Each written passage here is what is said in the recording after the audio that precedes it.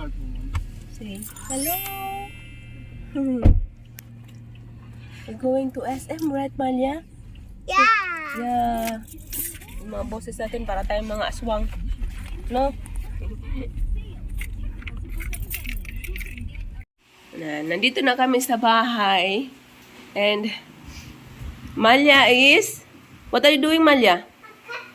You're cutting the box because we're going to open the Christmas tree. Then later, sermon. Cut now, later, sermon. Dahil mo dun, be.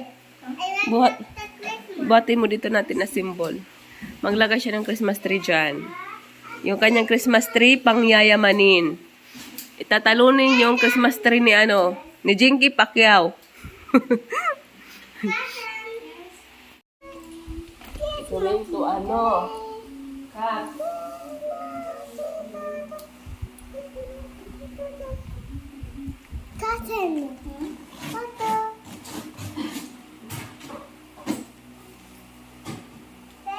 Only me. Tata is strong enough. Please, come. Mommy, Yeah.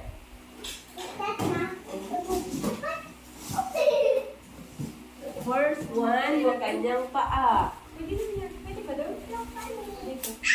so funny. Oh, wait. So funny. So funny. Our video is Don't get close to camera. Wala tayong ma-upload. Hindi. Malia. Go away from camera. So funny. Tigas ka ba ulo? That. Oh, like this. This is the feet. This is how it looks like. First thing, we're going to... What's the other one? That. No, that's not the one. This one first. One. What's the move? Hurry. This one first. Mabutas pa I ito. will get it. I will get the Christmas. That. Wow. Look. Look, Christmas tree. Ow. Good morning, everyone. Good morning, Shaz. Ayan, as you can see, nandito ako sa bahay ng kapatid ko.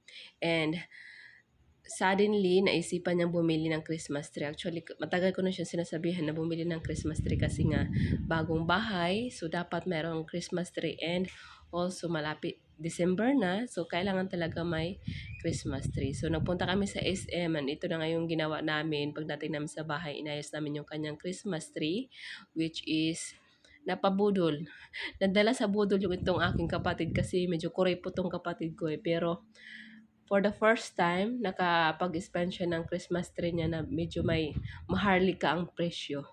So anyway, hindi naman siya regret kasi nga malaki naman yung bahay nila and mas maganda talaga, mas malaki din yung Christmas tree niya and bagay siya doon sa binili namin na Christmas tree doon sa bahay niya. So, ayan, inaayos lang namin, nagtutulungan kami dito ng aking pamangkin kasi nagpunta siya din dito and unfortunately, hindi namin siya natapos yung aming pa-Christmas tree kasi nga kulang kami ng aming Christmas lights.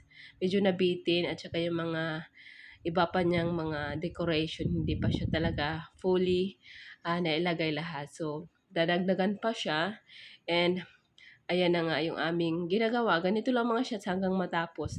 Anyway, hanggang dito na lang mga shots yung aking video. This will be the quick video only. Thank you for watching everyone. Thank you shots. God bless us all. Bye everyone.